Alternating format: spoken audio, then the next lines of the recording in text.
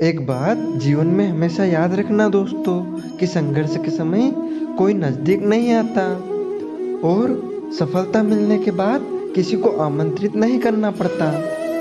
जय श्री राम, जय श्री कृष्ण मित्रों, आपका अपने चैनल नित्य कर्म गुरुजी पर बहुत बहुत स्वागत है।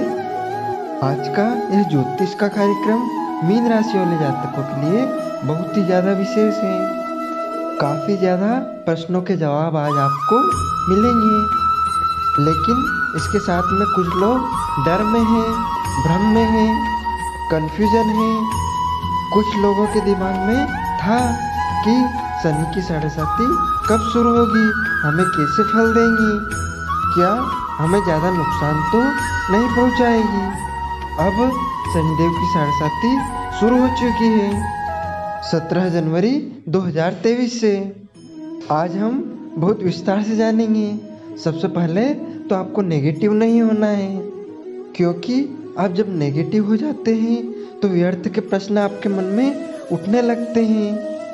आप सोचने लगते हैं कि कुछ गलत तो नहीं होगा, और कभी कभी आप जो सोचते हो वही चीज़ें होने लग जाती हैं। जैसे आपने सोच लिया कि शनिदेव की साढ़े साती मुझे अशुभ फल देंगी, तो वैसा ही आपके साथ में होने लग जाता है। इसलिए अपने मन में व्यर्थ की बातों पर ना सोचें। आज हम जानेंगे कि शनिदेव की साढ़े साती मीन राशि वाले जातकों के लिए शुरू हो चुकी है, तो वह 6 महत्वपूर्ण भविष्यवाणी कौन सी है जो होकर रहेगी और क्या प्रभाव पड़ेगा आपके जीवन पर। चलिए करते ही शुरुआत। बहुत खास कार्यक्रम है आज का। हमारा यह कार्यक्रम ग्रहों के गोचर पर तथा शास्त्रों पर निर्भर करता है। चलिए करते ही शुरुआत। शनिदेव की साढ़े साती शुरू हो चुकी है आपकी, और शनिदेव आपकी राशि से 12वें भाव में विराजमान होंगे। अब शनिदेव की साढ़े साती कैसे शुरू होती है? जब शनिदेव हमारी राशि से 12वें भाव में गोचर करते हैं और फिर 7.5 साल के लिए 2.5 साल के 3 चरण होते हैं।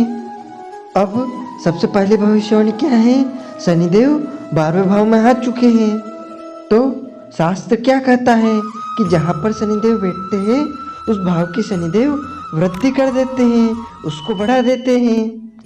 12वां भाव आपका भाग्य स्थान है, तो आपके भाग्य को यहाँ पर शनिदेव बढ़ा देंगे।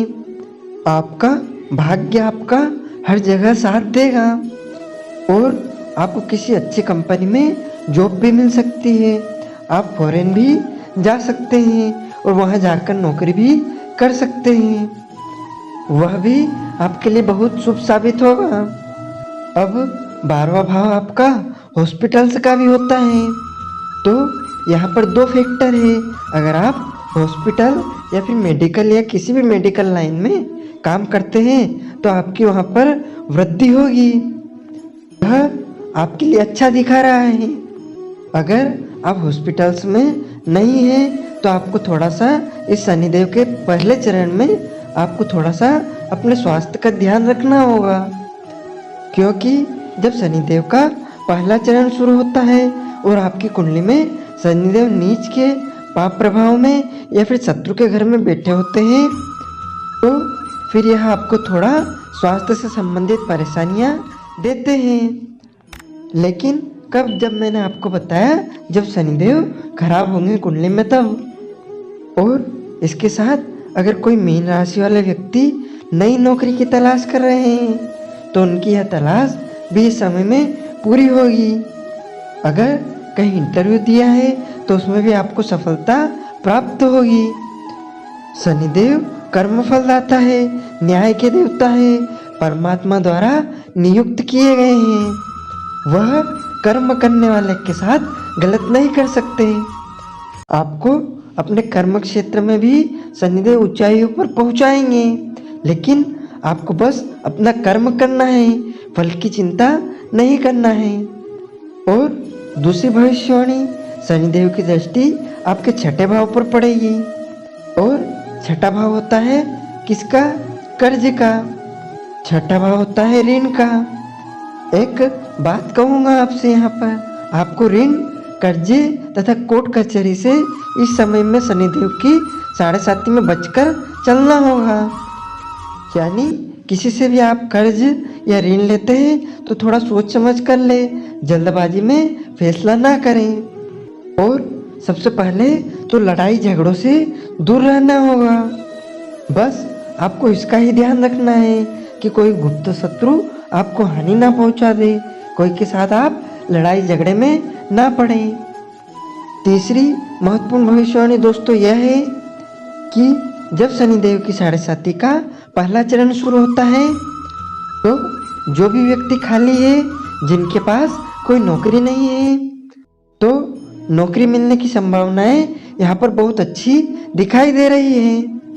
खासकर किसी अच्छी कंपनी में या फिर टेक्निकल कामों में, इंजीनियर सेक्टर में, या फिर आप खुद का व्यापार या बिजनेस चालू कर सकते हैं, क्योंकि आपको कर्म क्षेत्र में कुछ भी दिक्कत नहीं होगी, क्योंकि शनि की 7.5 में शनिदेव कर्म फल लाता है।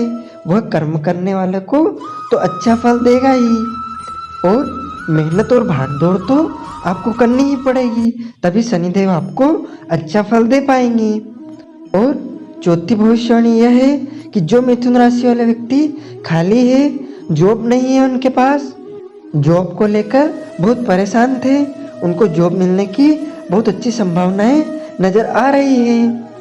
मेहनत और कामकाज आपके पास रहेगा, कामकाज का प्रेशर आपके ऊपर रहेगा।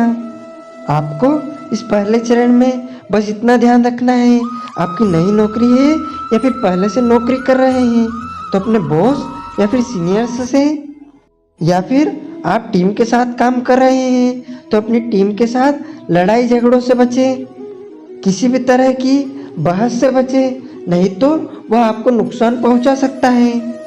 और आपको थोड़ा कामकाज को लेकर टेंशन भी रहेगा, बस आपको इस चीज़ का ध्यान रखना होगा। और पांचवी भविष्यवाणी दोस्तों यह है कि शनिदेव जब 12वें भाव में आएंगे तो आपके दूसरे भाव पर भी दृष्टि डालेंगे। आपके परिवार में, कुटुंब में कुछ वृद्धि तो होगी, कुछ पॉजिटिव चीज़ें होंगी तो कुछ नेगेटिव भी होगी। खासकर आपको खाने के टाइम पर या फिर खुशी के माहौल में बहस से बचना होगा। ज़्यादा बहस आपके लिए नुकसानदायक साबित हो सकती है। कुछ लोग सोच रहे होंगे कि हम मैं ज़्यादा नेगेटिव या फिर ज़्यादा खराब बोल रहे हैं आपके लिए, लेकिन मैं आपको बताना चाहता हूँ जैसी ग्रहों की स्थिति है वैसा हम आपको बताते हैं। और आपके ऊपर 7.5 रहेगी, पहला चरण रहेगा तो आपके लिए थोड़ा बहुत तो नेगेटिव रहेगा ही, क्योंकि उसका नाम ही 7.5 है। और शनिदेव की 7.5 बहुत सालों के बाद आती है।